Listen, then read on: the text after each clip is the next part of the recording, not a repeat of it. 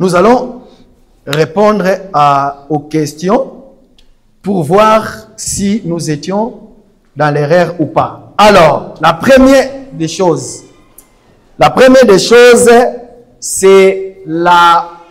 nous allons commencer sur la bénédiction. Mot bénédiction. La première des choses, le dimanche, quand j'étais en train de prêcher, j'ai dit une chose. Est-ce que tous les enfants sont des bénédictions? Vous vous souvenez, non? Est-ce que tous les enfants sont des bénédictions? Parce qu'aujourd'hui, quand ta femme accouche un enfant, n'est-ce pas? Vous êtes en train de lui bercer, bébé, bébé, bébé. Et que cet enfant-là a été ensorcelé depuis la ventre de sa mère. Cet enfant-là naît dans une famille païenne. Est-ce que cet enfant-là est une bénédiction? Répondez s'il vous plaît. Non, non. Pourquoi? Parce que déjà, dans cet évangile, dans notre évangile, nous disons que tout bébé qui est né d'une famille païenne n'ira pas au royaume des cieux. Amen. C'est ça qui choque les gens. Alors, il paraît-il que dans la Bible, il y a un verset là où qui dit que les enfants, ce sont des bénédictions. Trouvez-moi d'abord ce verset-là. C'est ça que j'ai demandé à la... Allez-y, lisez-les. Ce verset-là qui dit que les enfants, ce sont tous les enfants sont une bénédiction. Nous allons voir quel genre des enfants dont la Bible parle, qui sont une bénédiction. Et puis, il y a une chose. Regarde. Quand nous lisons la Bible, bien aimé, faites très attention d'aller chercher la définition du mot bénédiction dans la Rousse ou dans le Robert. Malgré la Rousse ou Robert, ils ont pris cette définition-là, à peu près le mot dans la Bible. Mais nous, dans les Saintes Écritures, nous avons la définition du mot bénédiction. Oui, je savais parce que c'est héritage. Vas-y, allez-y, lisez.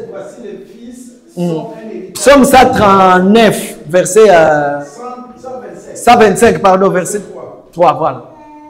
Voici les fils sont un héritage de l'Éternel. Et qui sont ces... Bon, pardon, papa, merci. Et qui sont ces enfants-là? Ces fils-là sont les héritages de l'Éternel. Est-ce qu'un enfant sorcier? Non. Est-ce qu'un enfant sorcier, c'est un enfant béni par rapport à bénédiction, par rapport à la Bible? Répondez l'ensemble. Parce que moi, je ne vais pas répondre. Je veux que vous répondez. Et si vous n'êtes pas d'accord, après, contredisez-moi. Regardez maintenant. Notre bien-aimé qui a posé la question, il a dit que moi, j'étais dans l'erreur quand j'ai dit que les enfants ne sont pas une bénédiction. Tous les enfants ne sont pas une bénédiction. Je suis dans l'erreur. Il a dit que la Bible dit que les enfants, ce sont une bénédiction. Sans donner le verset. Et il a contesté. Maintenant, nous allons commencer d'abord par rapport aux enfants. Donc, nous avons compris lorsque nous avons dit que tout enfant ou tout bébé qui est né dans une famille païenne, le bébé là aussi est un païen. Et c'est un païen. Et il ne va pas hériter le royaume des cieux. Il va aller en enfer. Donc, si vous avez contesté ça, ça veut dire que vous avez contesté la personne qui nous a prêché cet évangile-là ici. N'est-ce pas? Souvenez-vous, nous avons eu un veillé dont le docteur Roger nous a parlé de cela. Que le bébé qui est né dans une famille païenne ira en enfer. Si Jésus revenait tout de suite là. Mais si les parents se convertissent, alors l'enfant bénéficie de la grâce. Il y a une chose. Quand la définition du mot la grâce, par rapport à dictionnaire, le bien-aimé m'a dit que la grâce, ça veut tout simplement dire bénédiction, pardon, la définition du mot bénédiction par rapport à la Rousse, c'est là où il est allé. Ça veut dire la grâce, la faveur accordée par Dieu. Voilà. La grâce, la faveur accordée par Dieu. Ok. Nous allons regarder ce contexte-là. Une bénédiction, c'est une grâce, une faveur accordée par Dieu. N'est-ce pas? Ça, c'est la Rousse, Robert. Quelqu'un peut me lire Hébreux chapitre 10, verset 22. Ça, c'est autre chose. Hébreux 10 combien? Non, Proverbe 10, 22. Proverbe chapitre 10, Proverbe 10, 22. verset 22. C'est la bénédiction de l'Éternel qui enrichit et il ne la fait suivre d'aucun chagrin. Amen. La Bible dit, c'est la bénédiction de l'Éternel qui fait quoi? Qui enrichit. Et il ne la fait suivre quoi? À d'aucun chagrin. N'est-ce pas? Alors, regardez-moi très bien. Quand la Bible dit, c'est la bénédiction de l'Éternel qui enrichit, ça veut tout simplement dire que c'est Dieu qui est le source de cette bénédiction-là. Comme le dit aussi notre bien-aimé dans les Rousses, dans Robert, c'est une grâce, c'est une faveur. Nous sommes très bien, n'est-ce pas? C'est la bénédiction de l'Éternel qui enrichit. Mais cette bénédiction-là, l'Éternel enrichit qui? Est-ce que les païens ont l'enrichissement du Seigneur? Non. Nous allons répondre doucement. Et après, il ne la fait suivre à d'aucun chagrin. Dites-moi, est-ce que le Seigneur vous donne une bénédiction? Cette bénédiction-là peut être suivie avec beaucoup de problèmes, beaucoup de chagrins. Le Seigneur vous a béni. Mais cette bénédiction-là vous cause du tort. À des fois, vous avez envie même de l'abandonner. Est-ce que ça vient du Seigneur? Dites-moi une chose, ensemble.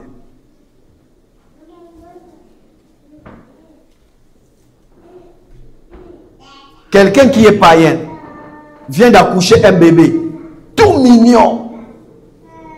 D'ailleurs, il est en train de bercer son bébé parce qu'il est mort. Notre bien-aimé nous a dit que c'est une bénédiction, n'est-ce pas? Accompagnez-lui, c'est une bénédiction. Mais cet enfant-là a été ensorcelé dans la vente de sa mère. Et quand il sort, d'ailleurs, comme on dit en Afrique, il mange sa maman ou son père.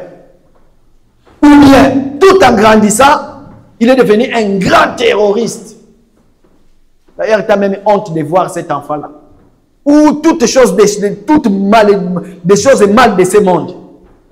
On lui pointe du doigt. Est-ce que cet enfant-là, c'est une bénédiction? Allez-y. Je ne sais pas. Allez-y. Bon.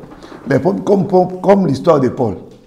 Quand Paul était né, là, il ne connaissait pas la parole. Il ne connaissait pas la parole. Voilà, il connaissait la loi de Dieu. Quand on parle de la bénédiction, on voit que c'est lui qui a Christ. C'est lui qui a Christ, Jésus-Christ. Parce qu'avant, Paul n'avait pas Christ. Voilà. Tu peux commencer mauvais, mais vaut mieux faire des choses qui ne commencent pas. Tu peux je suis tout à fait d'accord. Voilà, un enfant, voilà. C'est ça que je dis. Mais après, qui sait?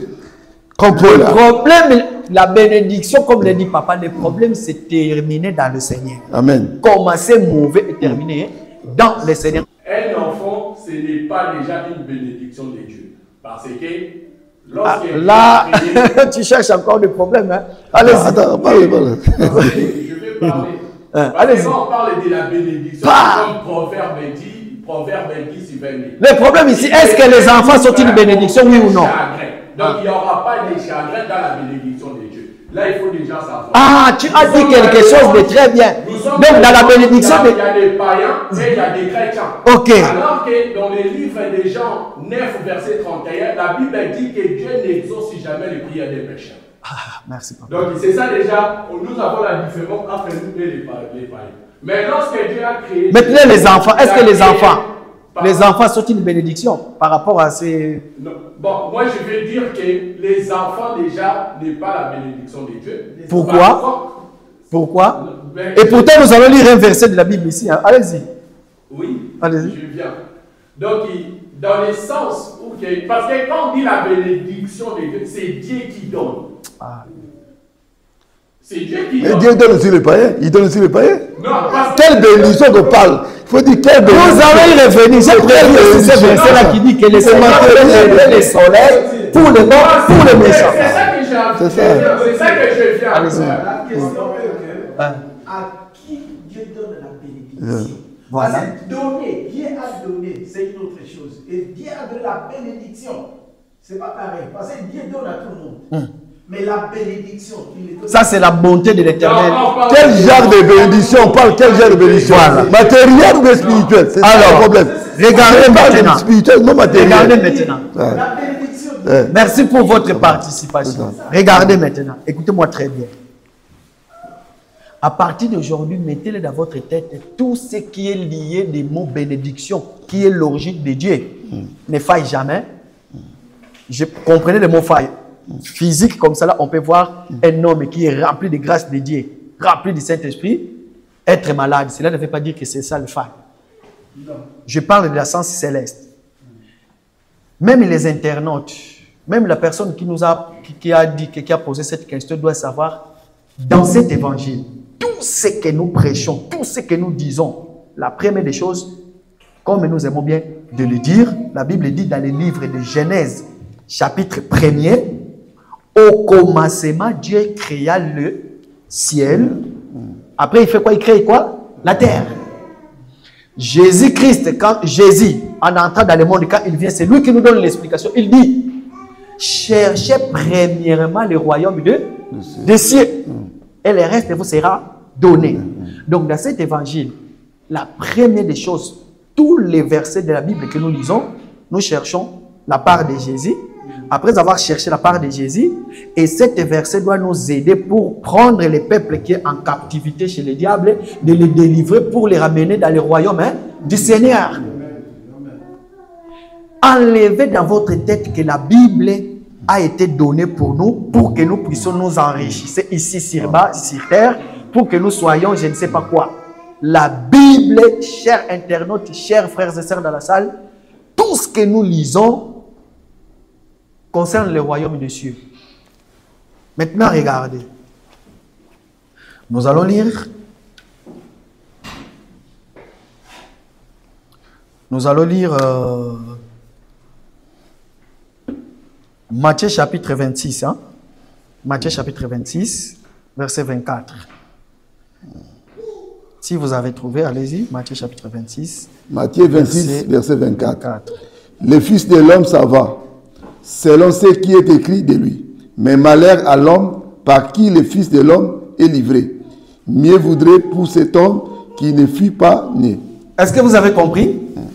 Est-ce que vous avez compris? De qui il s'agit? Il s'agit de Judas, n'est-ce pas? Est-ce que Judas était une bénédiction de ses parents, oui ou non?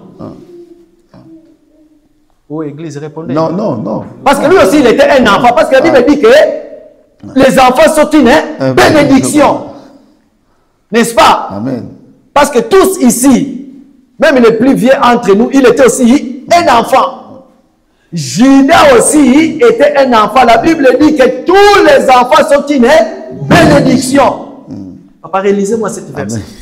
Allez-y doucement, ou bien c'est moi qui lis. Allez-y. Le Fils de l'homme s'en va. Allez-y doucement. Le Fils de l'homme fait quoi? S'en va. Voilà. Selon ce qui est écrit de lui. Voilà. Mais malheur à l'homme par qui? Mais malheur à l'homme par qui quoi? Le Fils de l'homme est livré. Le Fils de l'homme est livré. Or que Judas aussi, quand il était né, ses parents ont été dans la joie de bercer leur bébé. Quel bébé, quelle beauté! Maintenant, par rapport à ce que Jésus lui-même il dit pour celui qui va lui livrer, il dit malheur, Matthieu chapitre 26, verset 24. Il dit quoi? Il dit mais malheur à l'homme par qui le Fils de l'homme est livré. Regarde, mieux vaut pour cet homme qu'il ne fût pas.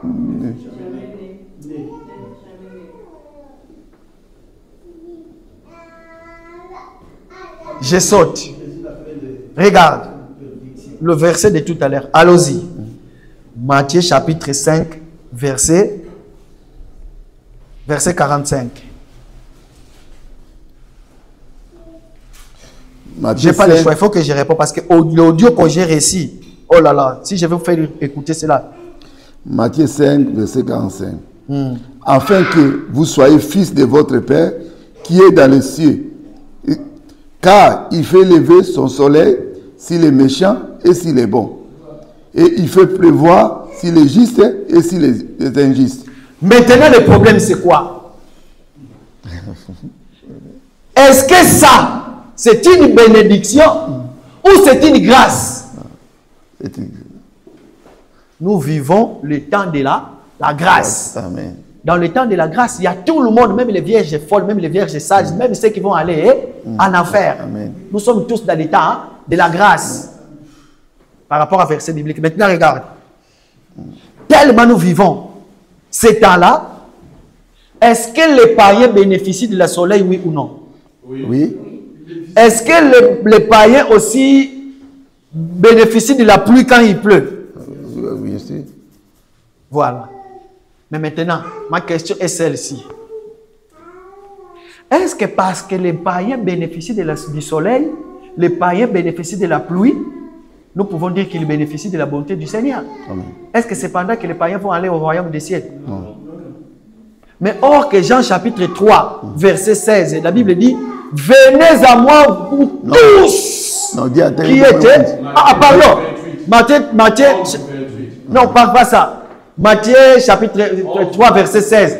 Car Dieu a tant aimé le monde. Il a tant aimé quoi? Le monde. Il a donné son Fils. Afin que quiconque... Jean 16. Jean 3, verset 16. Jean chapitre 3, verset 16. Jean chapitre 3, verset 16. Les internautes, pardon. Amen. Poussés par la zèle de l'enseignement. Amen. Jean 3, 16. Jean chapitre 3, verset 16. Je demande pardon aux internautes. Ça, c'est le langage de l'évangile de Christ. Donc, car Dieu a tant aimé tout le monde. Dieu aime tout le monde. Nous sommes dans la joie.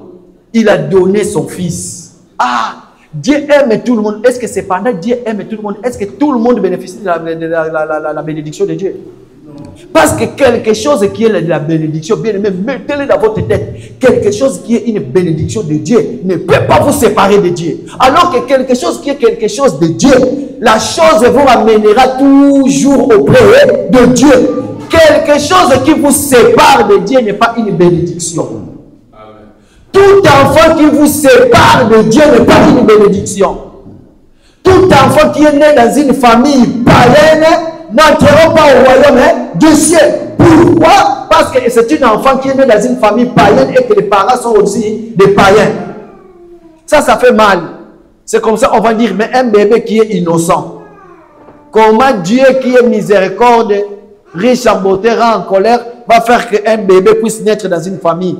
Sachez-le que si ce bébé-là meurt tout en état bébé, sans que ses parents soient dans le Seigneur, il va en enfer. Nous sommes d'accord? Regardez une chose. Qu'est-ce que j'allais dire? Donc, l'Église du Seigneur. Par là, ma dernière question. Avant, nous passons dans une autre truc aussi. Est-ce que parmi nous... Non, avant de poser cette question, nous allons lire Matthieu chapitre 19. Il y a un qui va préparer Luc 18, verset 16. Il y a un qui prépare Matthieu chapitre 19. Moi, je donne quand même des témoins. Mais le frère n'a pas donné de témoins. Moi, je donne des témoins. Nous allons lire Matthieu 19. Matthieu chapitre 19, verset 14. 19, 14. Après, nous allons lire Luc 18, 16. Luc 18, verset 16. Matthieu chapitre 19, verset 14. Et Jésus dit. Voilà, écoutez bien. Et Jésus dit. Laissez les petits enfants. Laissez les petits enfants. Ah, j'aime bien. Allez-y. Je ne sais pas si c'était de ces versets-là que le frère cherchait. Parce que tu sais qu'aujourd'hui, il ne m'a pas donné. Allez-y. Mais moi, j'ai trouvé quand même, j'ai donné. Laissez les petits enfants et ne les empêche pas de venir à moi. Laissez les petits enfants et ne les empêchez pas faire quoi? De venir. Ah. Lisez-moi maintenant. Après, nous allons donner l'explication. Lisez-moi maintenant Luc. Ah, Jésus. Allez-y. Luc 18. Luc chapitre 18, verset 16. C'est le même verset, hein? C'est le même. Et Jésus les appela et dit, laissez venir à moi les petits enfants et ne les empêche pas, car le royaume de Dieu est pour ceux qui les rassemblent. Car le royaume de Dieu est pour ceux qu'il fait quoi? Les rassemble. Quand la Bible dit que les enfants sont une bénédiction. Ah, je viens de dire ici, hein, la bénédiction, c'est tout ce qui aura au ciel. C'est ça que j'avais dit aussi dimanche. Si tu veux aller au ciel, hein, bien aimé dans le Seigneur, tu dois être comme un enfant. Amen. Si tu ne reviens pas comme un enfant, tu n'entreras pas au royaume des cieux. Frères, repentez-vous s'il vous plaît. Les royaumes des cieux, hein? Si tu n'es pas un enfant, tu ne peux pas y entrer. Vous savez, l'aiguille qu'on utilise pour coudre les habits, hein? Si tu veux passer sur les trous de cette aiguille-là, tu dois être un fil. C'est ça qu'on dit, non? Le fil. Parce que si tu n'es pas fil, tu ne peux pas y passer. Or que les trous de l'aiguille appartiennent à tous ceux qui sont petits comme une fil. Est-ce que vous avez compris? Amen. Donc ça veut dire que les enfants dont la Bible parlait, hein, ce n'est pas tous les enfants. D'ailleurs, vous savez, je me souviens, à l'école, on nous a dit, dans la lecture, quand tu fais la lecture, même dans la Bible, voilà pourquoi nous ne faisons pas la lecture dans la Bible comme un roman. Quand tu fais la lecture dans la Bible, la première des choses, quand tu lis un verset de la Bible, tu dois connaître normalement, pour un vrai lecteur qui a été dans la base de l'école, tu dois connaître quel est le langage que le Seigneur a utilisé dans ces mots-là. Je vous donne un exemple. Matthieu chapitre 23, verset 23. Regardez Jésus qui est en train de parler. Je vais le dire d'abord dans le langage normal. Malheur à vous, ça, les pharisiens et sadducéens, hypocrites. Ce n'est pas ça le langage que Jésus a utilisé. En lisant ces versets-là, vous allez comprendre, il était en train de dire, malheur à vous, pharisiens et sadducéens, hypocrites. Quand tu lis un verset de la Bible lui-même te donne la tonalité, il te fait comprendre aussi à peu près l'histoire était en train de passer comment. Regardez, je suis dans le livre de Jean, chapitre 4. Jésus devant la femme samaritaine. Regardez qu'est-ce qu'il va faire. Jésus va dire, vos pères ont adoré sur cette montagne. Nous avons appris à l'école les pronoms. Là, Jésus a prononcé un pronom. Ça s'appelle le pronom démonstratif. Donc, ça veut tout simplement dire que par rapport à la parole, je comprends que Jésus était devant la montagne dont il parlait à la femme. Parce que si la montagne n'était pas là, il pouvait dire, vos pères ont adoré sur une montagne ou quoi comme. Mais la Bible dit que Jésus dit, vos pères ont adoré sur cette montagne. Ton fils a joué sur cette batterie. Ça veut dire que je suis devant le pronom que je suis en train de... Donc c'est par là que je peux tout simplement comprendre directement. Donc ça veut dire que Jésus et la femme samaritaine, il était non loin de ces montagnes-là. Jésus était en train de lui montrer. Donc quand Jésus lui était en train de montrer, peut-être il se peut que Jésus avait fixé les doigts et la femme avait vu les montagnes. Ça veut tout simplement dire quoi? Dans la Bible aussi, en lisant la Bible, nous pouvons comprendre. D'ailleurs, ici, on nous a déjà prêché qui sont les enfants. Frère Pati en a déjà parlé ici, un grand enseignement. Il nous a expliqué pour entrer dans le royaume des cieux, les conditions. Je crois qu'il y a un autre prédicateur aussi qui nous a parlé de cela ici, en disant que pour entrer dans le royaume des cieux, si tu ne reviens pas comme un enfant, tu n'entreras pas dans le royaume des cieux. Parce que le royaume des cieux appartient aux enfants. Or que ces enfants-là, ce sont une bénédiction. Or que quand tu es une bénédiction de l'Éternel, parce que c'est l'Éternel qui va t'enrichir, il ne va jamais te faire suivre avec des chagrins. Rien. Voilà pourquoi la Bible dit que c'est la bénédiction de l'Éternel qui enrichit et il ne la fait suivre à aucun chagrin. Mais pour ce qui concerne les combats peuvent venir, mais les combats là ne te ramènera pas pour que tu quittes la foi. Étienne était lapidé. Tout a été lapidé. On lui lapide.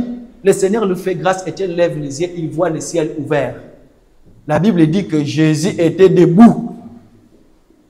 Dites-moi, est-ce qu'au ciel, qui vit au ciel, est-ce qu'il y a une personne humaine ou bien il y a des esprits? Il y a un esprit qui bébite au ciel. Il y a l'esprit. Mais quand on dit que Jésus était debout, ça veut dire qu'il y a un homme. Ça, c'est le langage de Dieu. Merci, papa. Quand la Bible dit que le royaume des cieux, et pardon, les enfants sont une bénédiction, ça veut tout simplement savoir, c'est un langage. Or que pour être bénédiction de Dieu, tu dois être un enfant. Pourquoi? Parce qu'un enfant, pour lui, son père, il est tout. Voilà. Amen. Pour un enfant, tu peux être costaud comme Goliath et un papa mince comme moi, comme frère Gauthier, mais mon fils va voir tout doucement que mon père, il est plus que ce monsieur-là. Voilà pourquoi le Seigneur, parce que le Seigneur dit ça, pourquoi il voulait que nous puissions dépendre de lui, parce que tout enfant dépend que de son père. Amen. Même si papa est pauvre, mais lui, pour lui, un enfant qui ne réfléchit pas encore, pour lui, il sait que mon père, il a beaucoup d'argent. Donc c'est que Jésus parlait de la foi. Allez-y. Merci, papa. Il voyait la foi. Il voyait la foi. Merci, papa. Merci. Donc là, nous avons balayé cela pour montrer que tous les enfants ne sont pas des bénédictions. Amen. Voilà. Nous avons balayé cela. Et puis, nous disons oui et amen à l'enseignement du docteur Roger que tous les bébés n'entreront pas dans le royaume des cieux. Sauf s'il y a quelqu'un parmi nous qui veut les balayer. Alors, il n'y avait pas que ça. Le frère m'a vu encore. Il a dit, d'ailleurs, ton enseignement de vendredi passé, tu avais parlé sur la foi. Quand tu as dit que la démonstration, sur la démonstration, ce n'est pas ça la démonstration, quand nous verrons. La démonstration, ça veut tout simplement dire que quand tu vas chez les païens, tu vas prêcher l'évangile et puis...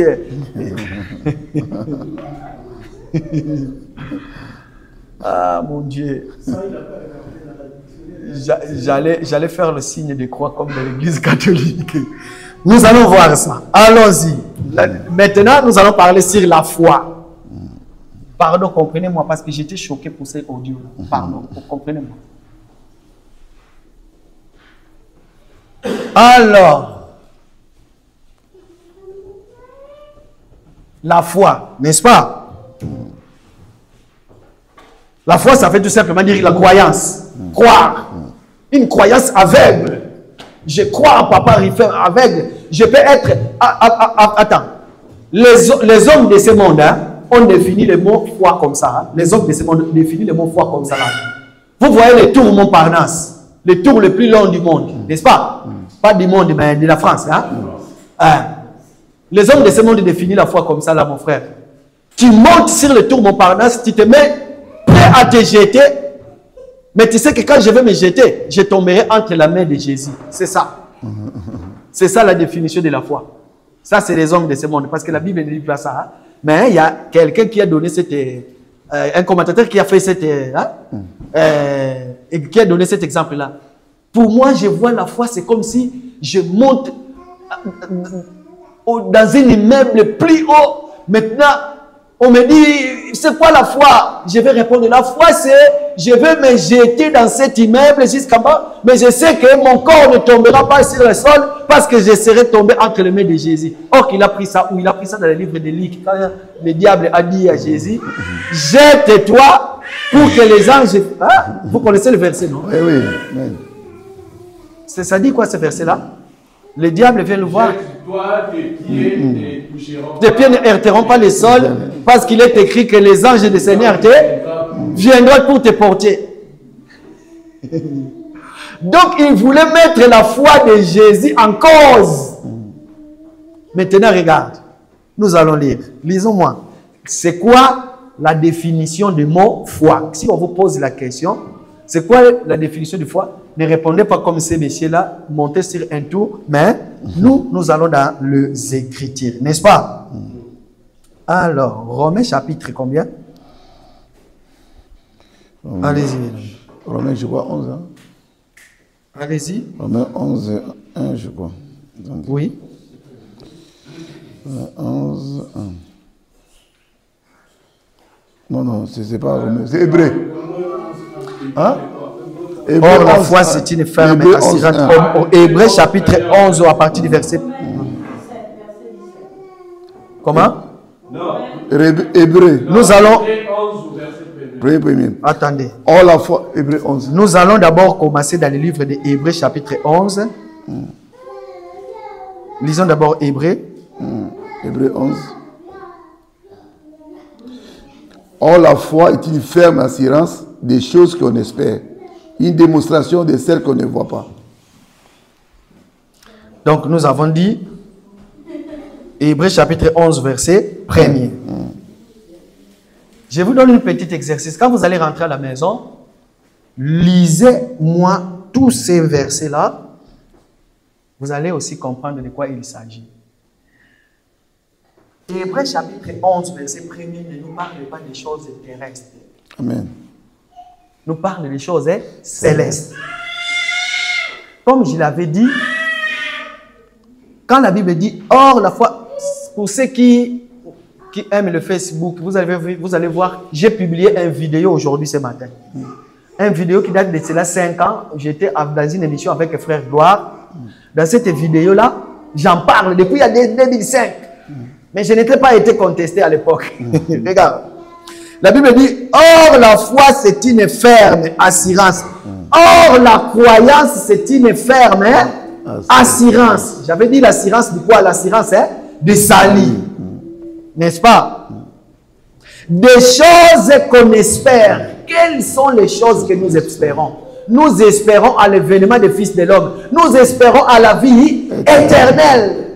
Amen. Des choses qu'on espère, ça ne veut pas dire que tellement j'ai faim, je vais faire quoi? Je ne vais pas aller travailler, je reste à la maison, mais j'ai la foi qui me ferme et assurance parce que j'espère, pour espérer aux choses, ces choses-là, la nourriture va débarquer dans ma maison. Non. Si tu attends les corbeaux qui vont aller nourrir et Élie vient de te nourrir, tu vas mourir. Nous espérons aux choses célestes parce qu'ici sur terre, si tu veux quelque chose, bien-aimé, va travailler. Va travailler. Tu veux acheter une maison, fais-toi un crédit. Va travailler, mets l'argent de côté. Tu es malade, oui, j'ai la foi que je suis guéri parce que j'ai l'assurance du salut, mais je vais quand même à l'hôpital. Des choses qu'on espère. Nous espérons à la vie éternelle, à l'avènement des fils de l'homme.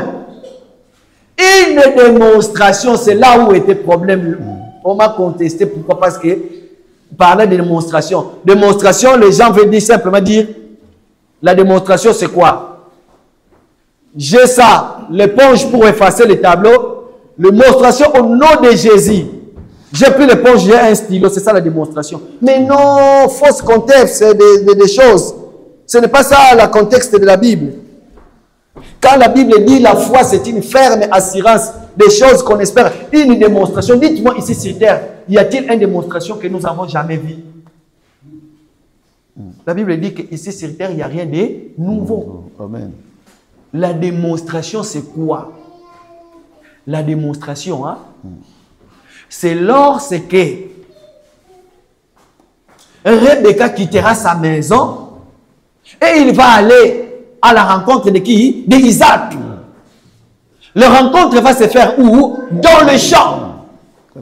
Pourquoi? Parce que Isaac sera dans les montagnes en train de travailler et il va voir les serviteurs les plus anciens de la maison d'Abraham en train de venir avec une belle femme dans les chevaux. Et maintenant, les serviteurs les plus anciens de la maison d'Isaac, son rôle c'est quoi? C'est de parler d'Isaac à Rebecca. Amen. Le vrai serviteur, hein, les plus anciens de la maison d'Abraham, ne parle pas de lui-même chez Rebecca. Mais il explique à Rebecca la beauté d'Isaac. Pourquoi? Regarde ce qui va arriver. Parce que quand Rebecca de loin va voir un jeune homme beau qui est en train de venir, lui aussi il va faire quoi? Il va descendre des chevaux pour courir. Mais la première des choses, il va poser la question. C'est qui ce bel homme qui est là, qui arrive? C'est comme ça, là, le serviteur le plus ancien va lui dire, hein, c'est mon Seigneur. C'est ça la Bible dit, c'est mon Seigneur, hein, Isaac. Et en ce moment-là, Rebecca va courir, toutes les deux vont se rencontrer où? Dans les champs. Or que Rebecca ne peut pas aller à la rencontre d'Isaac tout en étant assis sur les chameaux. Or que les chameaux, c'est quoi qui nous ramène? Les chameaux n'est que l'évangile aujourd'hui qui nous ramène. Amen. l'évangile là, ça va être fermé. Pourquoi maintenant nous allons voir le véritable? Ça veut tout simplement dire que le Seigneur Jésus va quitter le ciel. Il va venir dans les airs. Maintenant, les morts en Christ vont monter, mais ils ne vont pas nous précéder. Ils vont aller jusqu'à quelque part. Et nous qui sommes vivants, c'est ça maintenant la démonstration. C'est ça la démonstration. Si vous n'êtes pas d'accord avec moi, levez la main. Amen, amen, amen. Si Papa Amen. Jimmy avait montré quand même les caméras que tout le monde Amen. est en train de dire amen. Amen. La démonstration selon la Bible, parce que nous avons le corps adamique. Ce corps a plein de péchés. Ce corps ne peut pas hériter le royaume des cieux. Ce corps, c'est pour que nous puissions vivre ici, sur terre. Amen. Mais en ce moment-là, avant de monter, parce que le jour de l'enlèvement, lorsque le Seigneur va venir dans les airs, je vous ai déjà expliqué pourquoi le Seigneur va venir jusque dans les airs. Le Seigneur ne peut pas toucher sur terre. Pourquoi? Parce que cette terre est pleine de péchés. Il va venir comme étant époux avec sa gloire pour rencontrer sa femme. Vous savez, dans le mariage, quand l'homme est en train de marier sa femme, qu'est-ce qu'il fait? L'homme met toujours le vêtement le plus beau de ses vêtements pour donner aussi gloire à sa femme. La Bible dit la nature elle-même ne vous enseigne pas. Amen. Regarde. Maintenant, qu'est-ce qui va se passer? En ce moment-là, le Seigneur, tellement il est glorieux, sans tâche, il ne peut pas poser ses pieds ici. Voilà pourquoi pour entrer dans le monde qui avait le péché, il est devenu homme pour entrer dans le corps de Jésus. C'était le corps de Jésus qui marchait sur la terre. Lui, il était dedans. Il a utilisé le corps de Jésus pour marcher dans le monde. Il est retourné. Maintenant, il ne veut plus revenir dans le corps humain, mais il veut venir maintenant avec sa propre gloire. Alors, il va être dans les airs. Maintenant, qu'est-ce que nous allons faire? Les morts en Christ, prenons par exemple, le Seigneur est ici.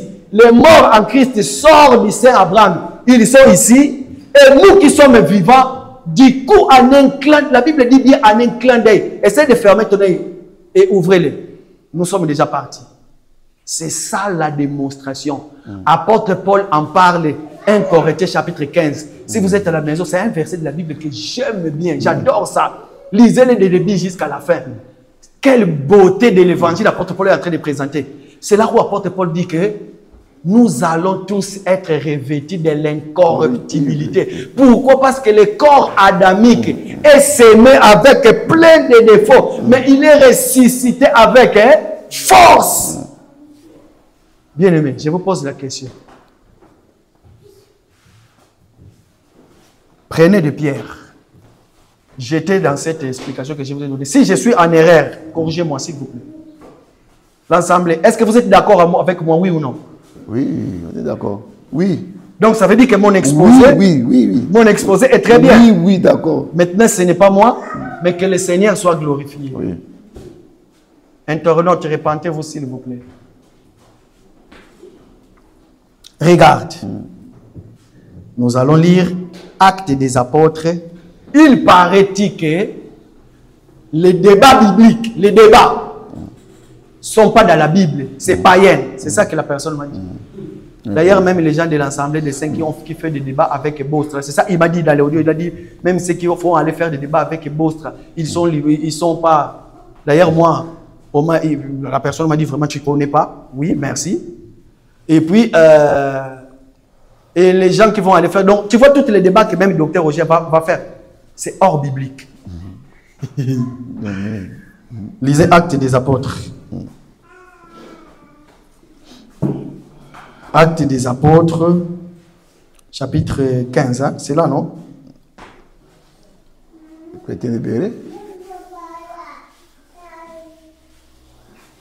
Actes des Apôtres, chapitre 15, à partir du premier verset. Lisez-le-moi, s'il vous plaît. Oh, Jésus. Quelques hommes venus de Écoutez bien. Quelques hommes venus de la Judée enseignaient les frères en disant, si vous n'êtes circoncis, écoutez bien. Ils enseignaient aux gens, allez-y. Si vous n'êtes vous n'êtes circoncis selon les rites de Moïse, vous ne pouvez être sauvés. Voilà, vous ne pouvez être sauvés. Discussion. Papa, continuez maintenant. Continuez, regarde. Paul et Barnabas. Écoutez. Eurent avec eux un débat. Ah, Paul et Barnabas eurent avec eux un débat. Mais le frère m'a dit le débat, ce n'est pas biblique. Déjà. Écoutez, papa, continuez. Après, qu'est-ce qu'ils ont fait? Écoutez. J'ai pris que ça parce qu'il y en a d'autres versets. Pour gagner du temps. Allez-y, papa. Et une vive discussion. Une vive discussion. Donc, c'est un grand débat. Allez-y. Et les frères décidèrent que Paul et Barnabas. Et les frères décidèrent que Paul et Barnabas. Et quelques-uns de leur groupe, montèrent à Jérusalem. Vers les apôtres. Voilà. Et les anciens pour traiter cette question. Auprès des anciens, bien-aimés. Dans cet évangile, si nous disons quelque chose qui est de mauvais, d'ailleurs, vous vous souvenez ici, moi je viens, j'ai dit, j'avais dit ça. Dans cet évangile, nous avons des aînés qui sont en train de nous encadrer. Quand il entend quelque chose de mauvais que tu as dit, il t'appelle directement pour te dire que non, retire ça avec beaucoup d'humilité. Mais nous avons tous été contestés. Ce n'est pas grave, que le Seigneur soit loué. Donc là, nous sommes d'accord que les débats sont bibliques. Amen. Mais le bien-aimé m'a dit que le débat n'est pas biblique. Nous sommes d'accord, la Bible t'a dit que le débat est biblique. Notre manière que nous disons au bête libanda, tu as tapé or. Le bien-aimé a dit que ça c'est de la plaisanterie. On ne plaisante pas la parole de Dieu. Quand nous disons que au bête libanda. Ou bien quand je dis que pourquoi il y a comme tel enseignement comme bête tout le temps babanga. Bien-aimé dans le Seigneur, il faut avoir les arguments. Là où vous avez vie noire, ne dis pas encore que la personne est dans l'erreur sans contrôler les Écritures. Surtout un conseil, je vais vous donner. Vous savez les enseignements que nous avons reçus de l'autre côté. Là où nous étions de l'autre côté. Oublie ça. Je me souviens, nous avons un grand témoignage. Beaucoup d'entre nous, quand ils ont écouté cet enseignement, c'était déjà des serviteurs. Mais ils ont dit non, cet enseignement, je n'ai jamais entendu. Qu'est-ce qu'ils ont fait? Ils sont venus, ils s'assoient pour écouter encore. Excusez-moi, il est interdit de parler des noms dans cet évangile. Mais je vais parler de mon père dans la foi. Mon père dans la foi, le docteur Roger Boulel Isaac, il était déjà ministre. Il a travaillé avec des grands hommes de Dieu. Papa Kelani, il était ensemble avec le pasteur Dalo, beaucoup de choses. Il est allé en Angola, il est venu en Hollande, il avait déjà une église. Mais quand il a écouté cet évangile, il a écouté le docteur Adela, qu'est-ce qu'il a fait? Il a tout jeté, ministre qu'il était. Il est venu s'asseoir pour écouter. Nous aussi, beaucoup d'entre nous ici, Papa Riffet, un vrai... Papa Riffet, là où tu étais, tu sais quoi l'église? Bima. Mais quand il a écouté cet évangile, il est venu. Alors que quand nous sommes venus ici dans cette salle, il y avait une église de Bima qui se réunissait après nous. Donc Papa Riffet pouvait dire, j'ai retrouvé mon église, je pars pas. Parce que je me souviens, quand j'ai appris ça, je me disais, mon frère. Mais lui, il reconnaissait, il disait, ça c'est Bima, je vois juste leur façon de faire. Et puis nous avons eu comme information, c'était Bima. Mais l'évangile, il a dit non, je lève le levain des pharisiens pour que ma pâte ne soit pas gonflée. Amen. Avec beaucoup d'humilité, s'il vous plaît, acceptez quand vous passez devant pour prêcher, quand on veut vous venir vous voir, pour vous dire que ce que tu as dit, je ne suis pas d'accord avec ça. Est-ce qu'on peut s'asseoir pour en parler? Moi, ça m'arrive à des fois. On se met et on en parle. Mais surtout quand la chose vient de nos aînés qui nous ont prêché comme ça là, et que contestez-moi. Mais nos aînés quand même, tu veux contester Dr Rojo Adela? Frère, pourquoi l'orgueil tue? Merci, que le Seigneur bénisse sa parole. Amen.